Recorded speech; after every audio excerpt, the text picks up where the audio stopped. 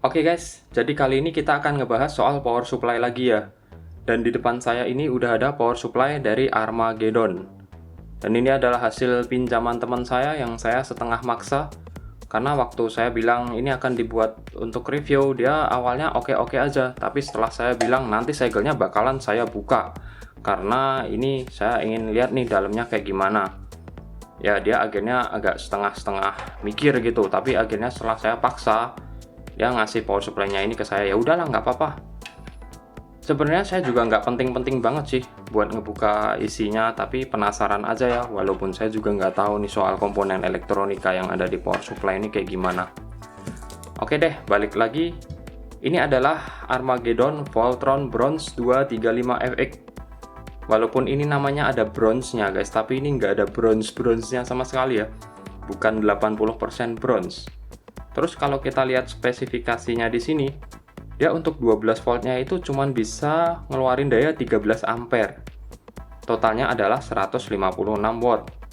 Dengan total keseluruhan 242 watt. Padahal kalau nggak salah saya lihat di kardusnya ini tulisannya 500 atau 400 watt gitu deh. Sayangnya saya nggak ngebawa kardusnya, saya cuman bawa unitnya aja.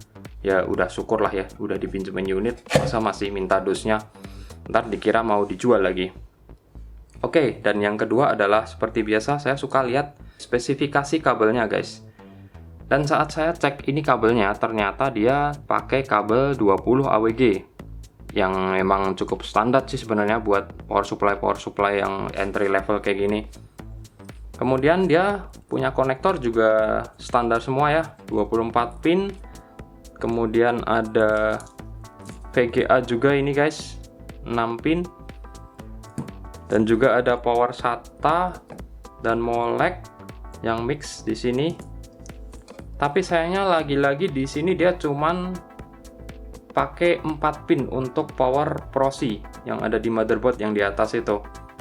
Padahal sekarang kan banyak ya yang udah pakai 8 pin. Jadi kalau kalian punya motherboard yang butuh power proxy 8 pin, kayaknya kurang cocok deh pakai power supply yang ini.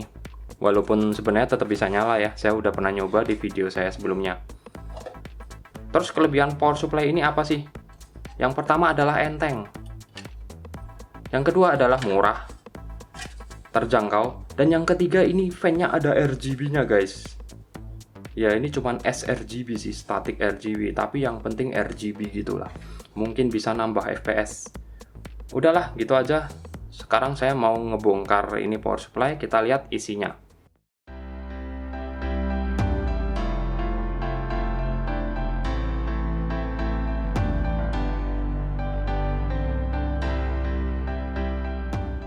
Nah, udah posisi kebongkar. Dan pertama kita lihat fan-nya guys, karena ini adalah andalan power supply ini, yakni fan RGB. Kita lihat di sini nggak ada mereknya, cuman angka-angka gini doang ya. DC 12 volt, 0,25 ampere, dan bahkan di sini ada RPM-nya lumayan tinggi juga ya, 1250 RPM. Warnanya putih, dan saat tadi saya mau ngelepas ini fan-nya, ternyata di sini dia dikasih semacam sealant gitu guys. Jadi nggak bisa saya copot nih fan-nya. Terus untuk komponen yang di dalamnya ini sangat sederhana sekali.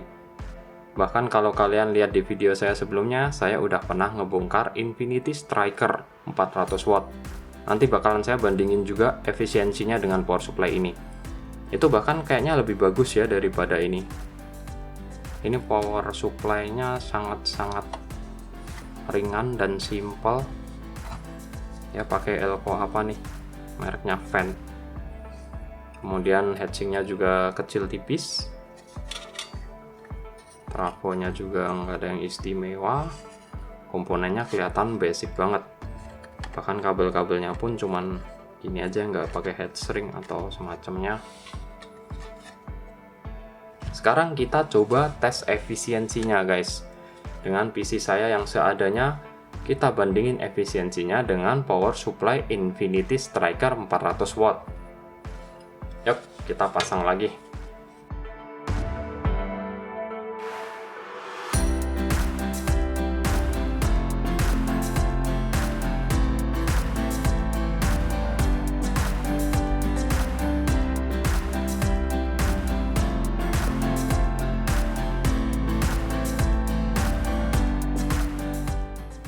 PC yang akan digunakan untuk pengujian kali ini adalah PC jadul kesayangan saya guys. Untuk spek lengkapnya nanti saya tulis di video aja ya. Nah, dan nanti kedua power supply ini akan kita tes efisiensinya menggunakan power meter ini.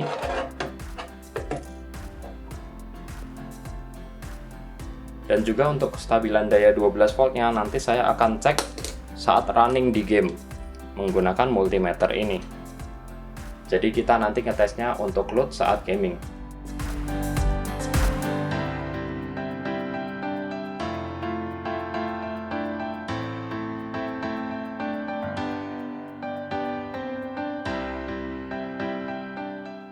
Oke, semua udah terpasang.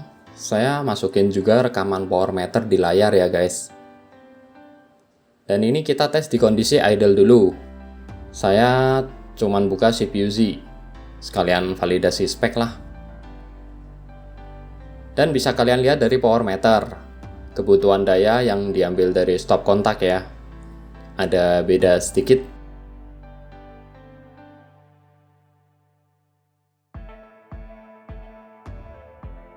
Sambil di posisi idle, ini saya akan tes tegangan dan ripple-nya.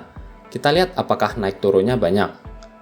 Dan kita juga bandingin sama yang Infinity Striker. Hasilnya, ini keduanya masih dalam batas toleransi ya guys.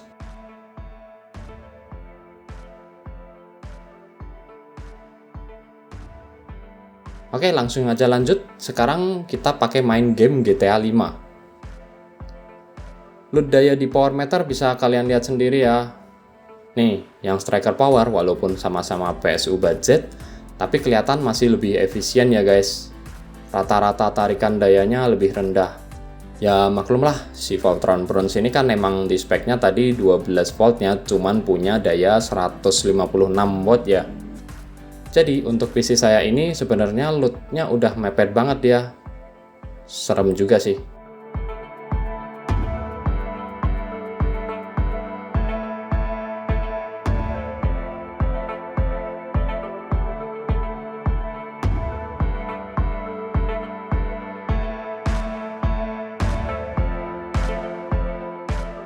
Balik ke multimeter.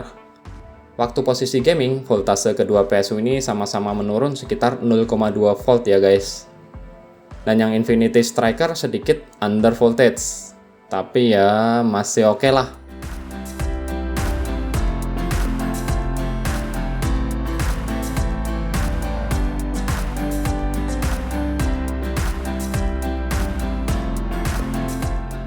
Minus fisik di Voltron Bronze ini adalah kabelnya yang pendek ya guys. Terutama yang 24 pin. Plus minus kabel pendek ya kalian pasti tahu lah ya. Minus lainnya adalah absennya switch on off di bagian belakang PSU ini guys. Nggak kayak yang Infinity Striker. Oke, jadi sekian aja video review kali ini. Semoga bisa memberi pencerahan dan makasih udah nonton.